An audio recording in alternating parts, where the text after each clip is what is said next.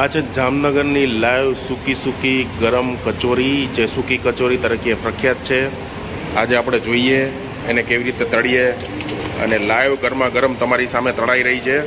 જામનગરની સૂકી કચોરી, એકદમ જામનગરની પ્રખ્યાત આ સૂકી કચોરી છે, જે આખા વર્લ્ડમાં ફેમસ છે અને આખા વર્લ્ડમાં એક્સપોર્ટ પણ થાય છે. એનું આ બલ્ક મેકિંગ છે. બહુ મોટી સંખ્યામાં અહીંયા આ લાઈવ સૂકી કચોરી તળવામાં આવી રહી છે. જુઓ તમે, આખો તવો ભરાઈ ગયો.